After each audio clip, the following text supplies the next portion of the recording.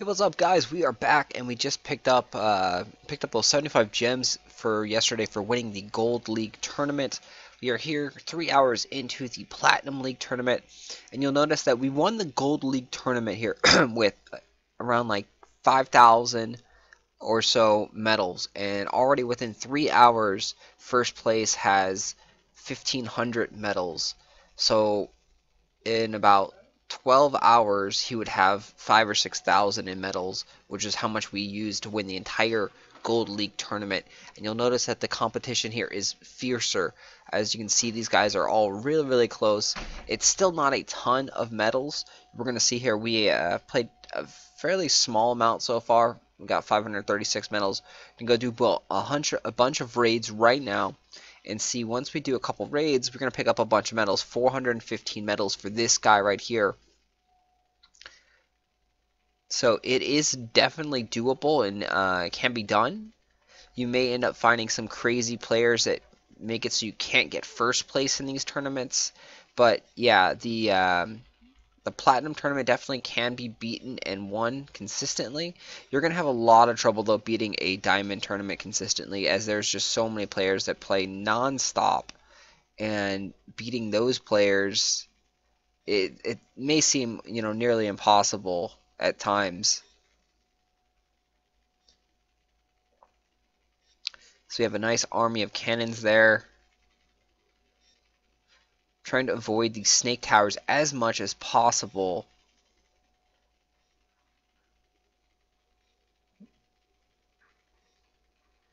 Got to make sure that you utilize your hero's scream ability. You can see the new higher level cannons now have a lot more life, and so they are able to live longer, which is just huge. We still have 3 of them back there.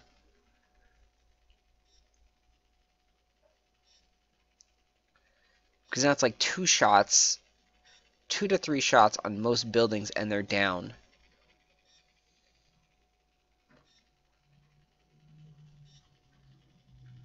Oops. Definitely do not want to run into those snake towers like we just did there. So now we're going to have to sit back and actually recover. On the bright side, it's going to allow us to help and heal these cannons right here. So we pop our latest heal spell.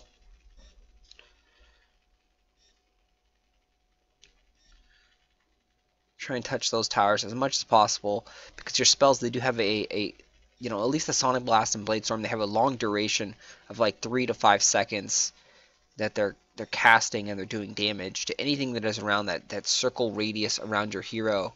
Right there is the spell range effect. You notice there we took a good amount of damage. He had a bunch of gargoyles in his wave there, and we have two cannons just blowing up the castle gate there, no problem. So much more power, so much more life. It's harder for the opponent to kill a max level tower or cannon. And we just picked up 436 medals right there. We got a slight medal boost for being in the top 1,000 again, it looks like. So if we do 2 of those raids, we should end up being in first place.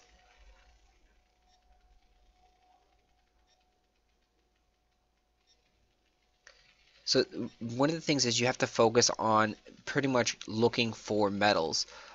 Sometimes you'll find some really high gold but really low medals. If you are trying to win these tournaments, you got to focus mainly just on medals, and then you have to decide, is it really worth that?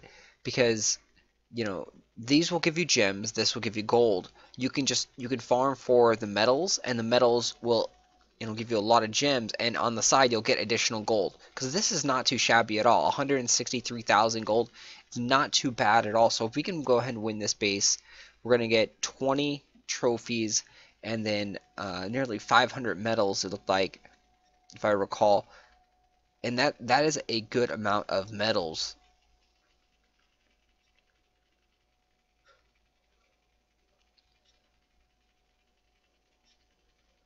So like before, a long time ago, I like to start off with a couple cannons, typically 1 or 2, depending on what kind of a base layout they have. In most defenses, you want to bring out a mummy or so to help divert some attention off of the hero. because my hero is level 79 at this current stage, and it can't take all this damage. See, we're gonna end up dying, it looks like here, and that's because we jumped right in with a hero with no spell that was able to not kill all these troops, and he had a couple of gargoyles which came in that I didn't notice until it was too late. The gargoyles blew up, and that is why a great defense has lots of ranged troops like that, frosters to slow you down, and possibly some gargoyles to help finish off. So we ended up losing a whole bunch of trophies, whole bunch of gold wasted right there. We could have gotten 160 some odd thousand. We only got 50. We could have got a lot of medals. We didn't get much. And that's something you don't want to have happen. So that might have knocked us out of the top 1,000. So here's another great one. Again, we're not focusing on the gold, so this is a low amount of gold, but 508 medals and 25 trophies is huge. We should take this a little bit slower than we did last time because we don't want to die. It's better to take and get 80% of the base and not finish it than die right in the beginning because you're rushing too recklessly. So there's nothing for a cannon to start an attack, so I bring out a mummy in the beginning. The reason I bring out something right away in the beginning is because your gauge pretty much starts off at max. Your morale gauge over there.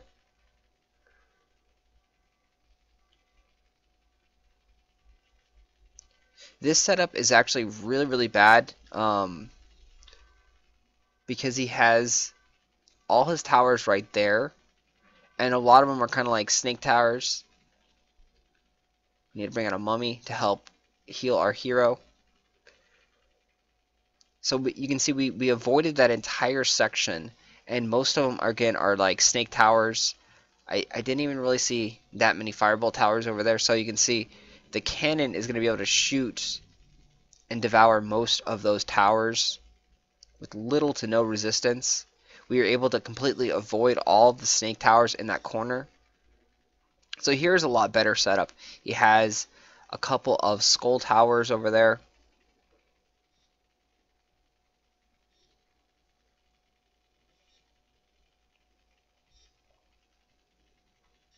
He only has, it looks like, one snake, nope, two snake towers, but that corner is a lot better than his first corner. His first corner was pretty much nothing there. Again, you can see we can still just simply avoid pretty much all his towers and rush forward with the hero. The hero then takes out all of the reinforcement troops, allowing our cannons and our mummy in the background there with a couple archers scattered through to finish off all those remaining towers.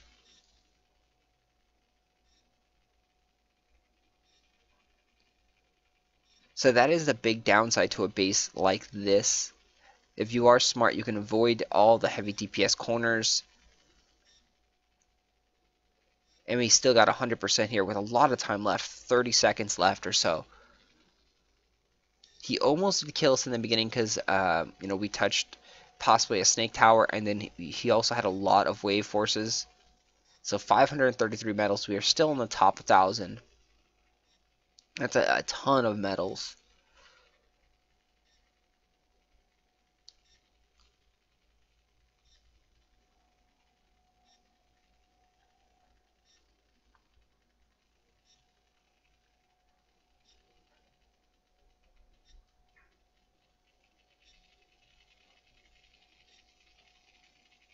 Yes, you'll see there, after a couple raids, we're already up to 1,600 medals, and the leader jumped up to 1,900. Here's another great base, 427 medals. It's 160,000 in loot as well. So overall, a decent amount of metal and loot.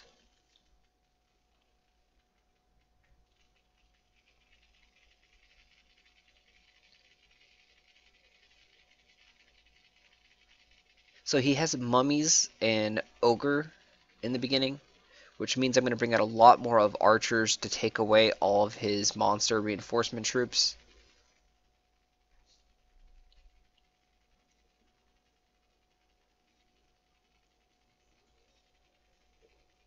Since we're close to them, we're going to go use our hero, heal them up.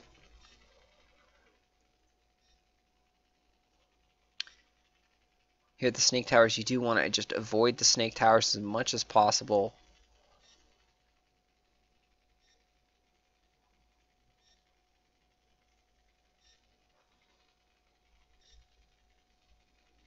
And there's a snake tower up there, so you do want to avoid it. It's a good placement to have a snake tower with a firebolt tower kind of right behind it. And the reason that's a good placement is because when you have cannons coming up to finish off the snake towers, the cannons, they die pretty quickly to the fireball towers. So you'll notice here, well, he was out of range, but yeah, the fireball tower does a decent amount of damage to cannons.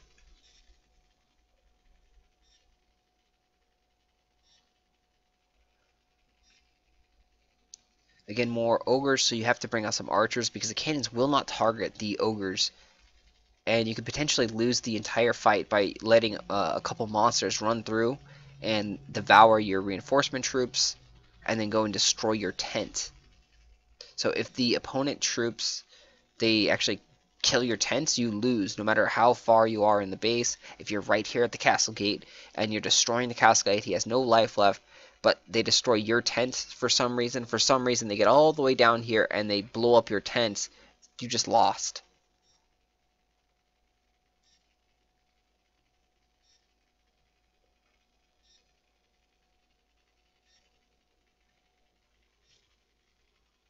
So you see that wasn't too difficult there. And we picked up 448 medals, 288,000 in gold. A lot of gold, a lot of medals. And now we get to play the Chamber of Fortune. Unfortunately, we only got one chest there.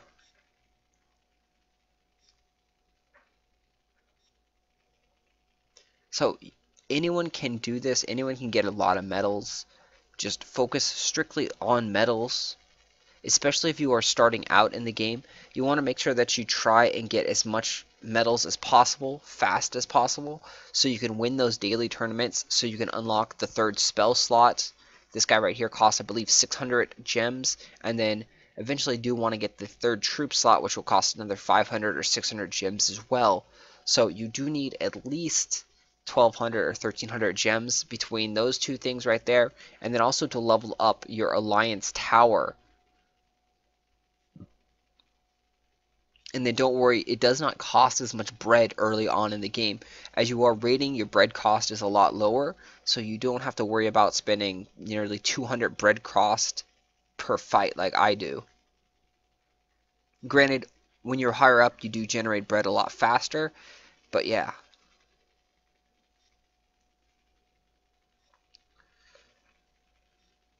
So here, he has tons of monsters, so this is where you're going to be focusing on just bringing out lots and lots of archers to help take away all these reinforcements. The good thing about having a werewolf in your waves is they do a AoE fear effect on all these monsters, or all the reinforcement troops.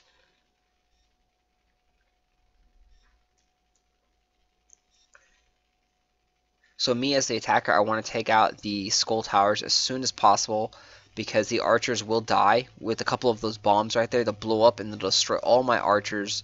I had a nice army of like 50 archers, but that is nothing compared to a couple of these little bombs on the ground.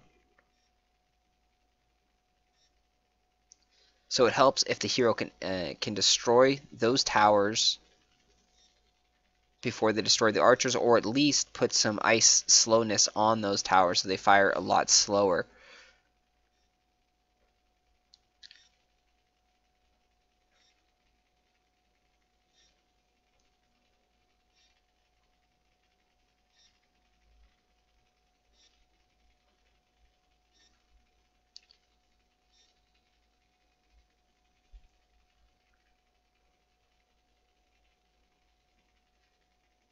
It can be quite challenging going up against a bunch of ogres like this because you have to keep moving, and if for some reason your like sensitivity meter on your game on your phone doesn't work too well, you won't be able to really avoid that the ogres as easy as it should be. So my game has been kind of acting up a lot lately, and it doesn't always do what I want it to do. So the ogres are becoming a little bit more challenging than they should be, because my king doesn't always move when I want him to move.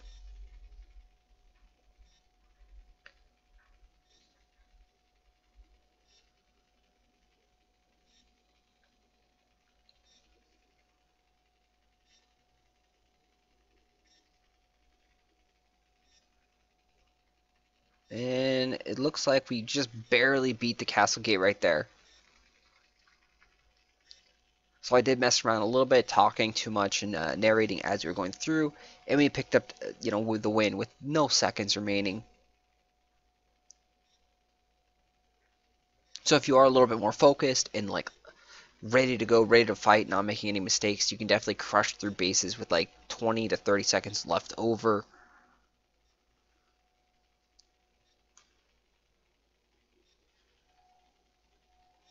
So if you are having trouble on offense, definitely check out some more videos on raids on how to do it.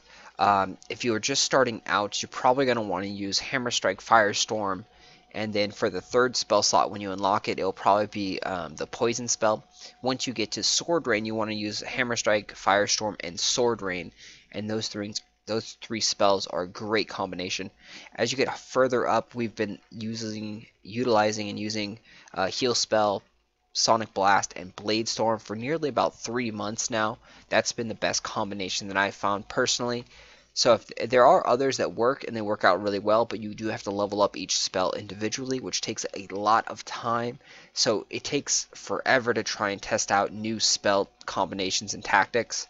We are working out on trying to level up the shield spell to see how the shield spell will work out instead of the heal spell, because the shield spell is like an instant cast, and you can cast it right away. It also is a faster cooldown than the heal spell.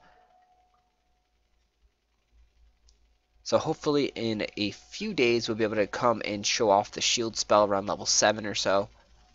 See how powerful and how effective this works out versus the heal spell. But yeah, Sword Rain at max level is definitely a really, really strong spell as well.